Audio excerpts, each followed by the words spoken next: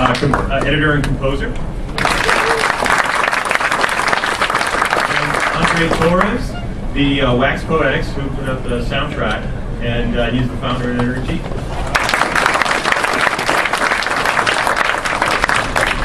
Thank you, everybody, for coming out tonight. So we'll get started. I'll ask a couple questions, and then we'll do a couple questions from the audience and see what everybody has to say. So if you can talk a little bit about the film and sort of how it came to be and how it's evolved into a sort of multi-platform property from animation to comic books, and how that all wraps together with what's going on with Black Dynamite. Well, it started, I did a movie with Michael Dynamite 10 years ago called Thick as Thieves.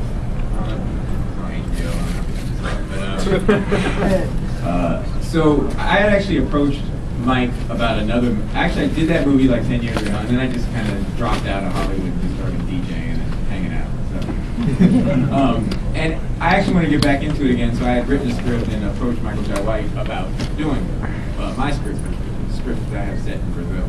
And I asked Mike about it, and he's like, "Yeah, I like the script." I was like, "Well, what have you been up to?" And he's like, he had already taken a picture of himself in the outfit that he ends the movie, and that one under his t-shirt right there. So I was like, okay, this looks pretty good. So I actually meet Adrian, who I DJ'd with, is a guy who like collects nothing but like old vintage equipment, musical equipment for like it would seem to be no good reason. And I was like, well, hey, and he had cut a trailer.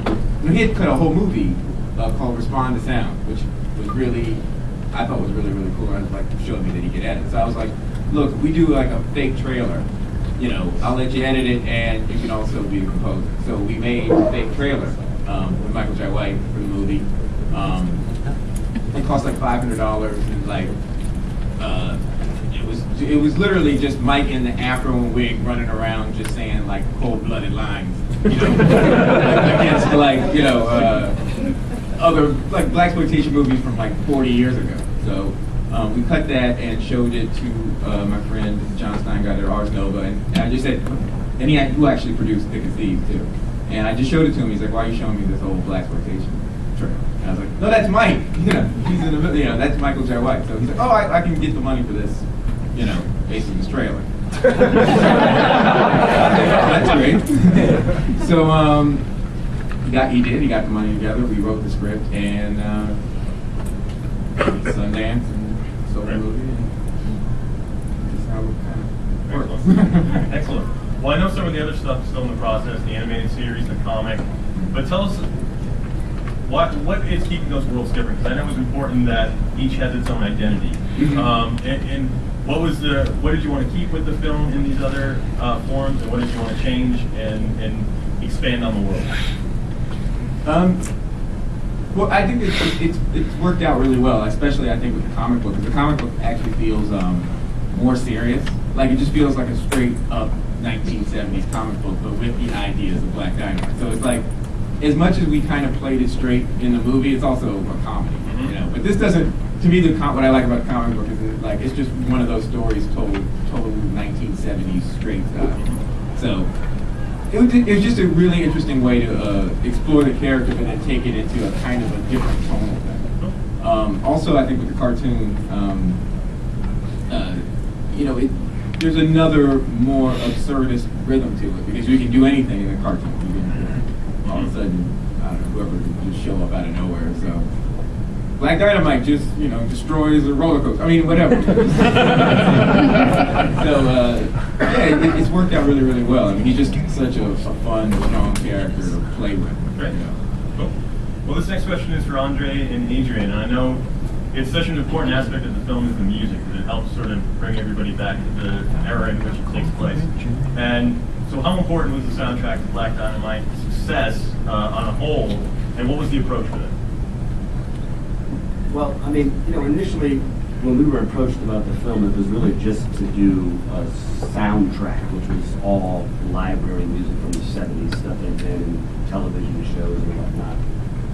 But then they mentioned that there was some other music that the editor was recording, which I was kind of like, well, isn't he editing the film? But it turned out AJ is also as Scott mentioned, a collector of vintage equipment. And so when I started to hear just a couple of tracks he did, I could see that he was really taking this seriously and following, like, kind of almost devoutly this paradigm that had been set up back in the 70s for recording on vintage equipment and getting this authentic sound. So, I saw that, there was obviously the opportunity to do both. We could do a soundtrack and a score, and he could really just delve into his world all the way and really kind of unite these two sort of seemingly disparate sounds, but really make it work and mesh. So I'll let AJ get into more of like how he really was able to sort of pull that authenticity out of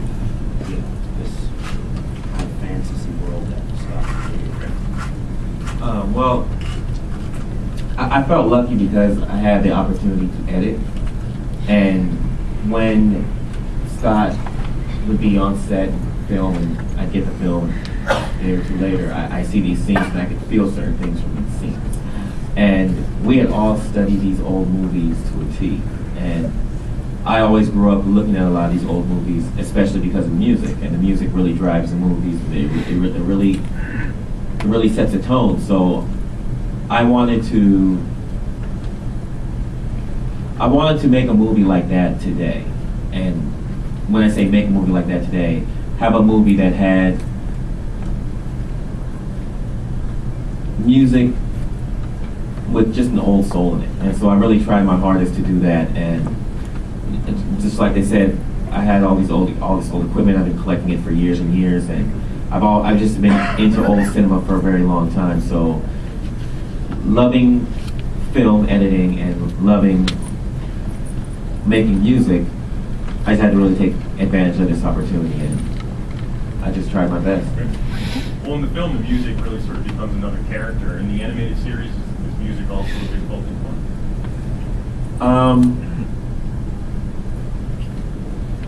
Yeah. We spent a lot of time really working on the theme song, and we were looking at various influences, like old Wonder Woman type stuff, old Superman, Spider-Man type stuff, but we still wanted to have soul in it. So it was difficult.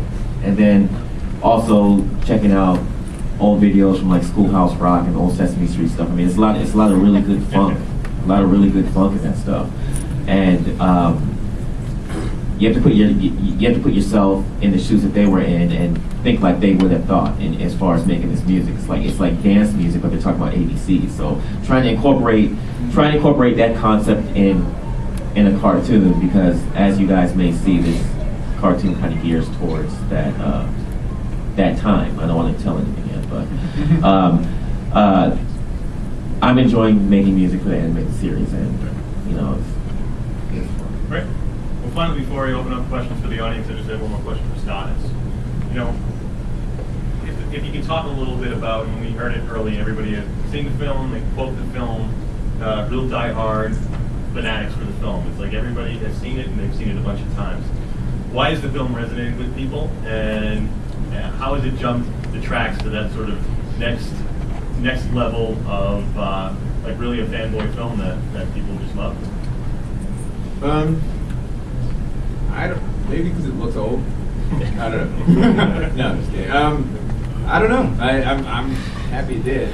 It's weird how it kind of leaks into things, like it leaks into the culture. Like, I think Amar Stoudemire is like called Black Dynamite. Like, that's his nickname, which I think is just weird, but cool. Yeah, I guess there are always like, once in a while there's just movies like that, like Shaun of the Dead or whatever. Just we're kind of ignored at the box office or whatever, and then people kind of pick it up and just kind of dig it. We know it's shows shown at barbershops a lot. A lot of people saw the movie in barbershops. Just to add on to what Scott was saying, I think just to hit your questions more specifically, everybody had so much fun doing the film, and the parameters were to just have more fun. There was like, it was just fun, and there was nobody telling Scott when he was directing not to do this, or don't offend this person, just have a good time. So I mean, it's one of those. It was one of those times where everybody on the set was excited from day one, and I remember the last day of filming. It was a sad day. It was over. So I think when people make films like that or just do art like that, it resonates. It just hits a nerve with people. I think that may have happened. So does that mean a sequel? More fun on the set? I think so, actually. We're gonna give it for it. All right. So does anybody have any questions in the audience? If they want to raise their hand.